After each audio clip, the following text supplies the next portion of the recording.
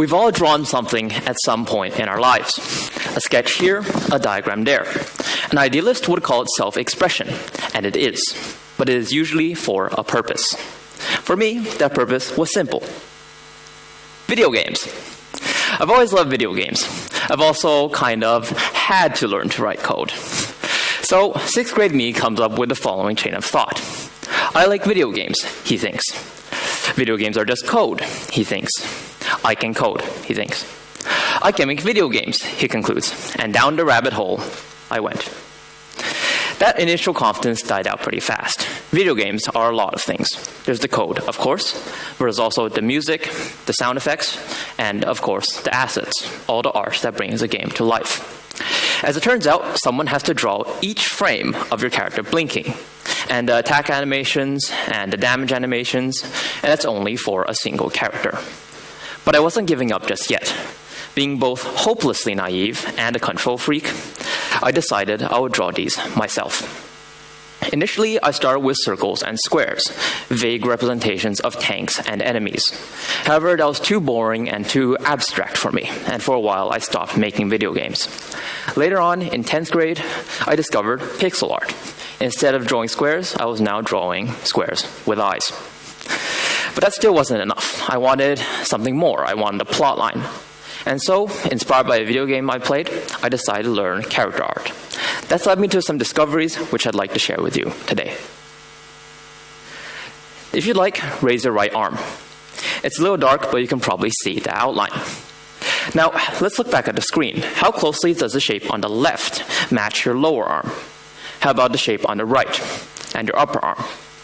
Pretty close, aren't they? It's an interesting coincidence. It's also a very useful coincidence. It's very hard to draw the outline of a human body on a blank page. It's a lot easier to draw this outline if you already have some of the skeleton mapped out. And a common way of mapping out the skeleton is these 3D shapes. If we fix the proportions, we can draw a realistic-looking human body. So, we've been able to use geometry and proportions in art. Let's look at another example. Right now, one of the main sources of this light is this lamp above me. It can be considered a single point, casting rays of light down on my face. So, how can we find which areas are bright and which are dark?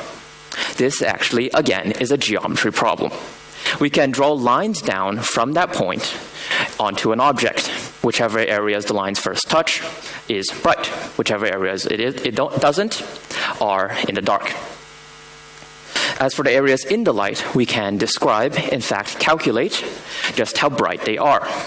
A more slanted surface means the light is spread out over a larger area. That means it's darker. This is actually the same principle behind why the sun appears brighter at the equator. The equator is almost directly facing the sun, so the sun's light is spread out over a smaller area. So, do these principles appear in real art? Absolutely. A very direct application comes in ray tracing. This process uses computers to trace paths from rays of light through the environment and into the viewer's eye.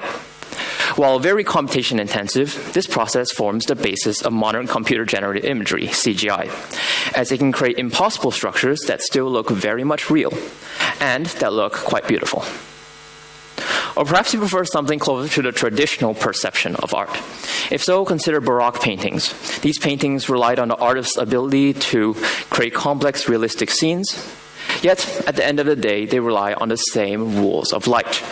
Whatever is in the rays of light is bright. Whatever isn't is dark. So, what does this all mean? When we think of art, we think of spontaneity, of moments of genius. We think of it as opposed to engineering, creative freedom as opposed to rigorous computation. But is this truly the case? As we've seen, many artistic patterns can be reduced to rules, or even to formulas. Now, these are the same as the methods and algorithms that computer scientists end up using. So, what is the difference between art and programming? One could argue it is the unique choices the artist makes: lighting, pose, background features. But how are those different from the choices a computer scientist makes? They, too, make choices. What programming language to use, what architecture to develop, what direction to optimize in. So, perhaps the only difference is that the computer scientist's choices are hidden away. Anyone can view an artwork, see how light accentuates a character's features, but few see the systems behind the software we use every day. That leads to the question I'd like to leave you with today. What, if anything, separates art from engineering? Thank you.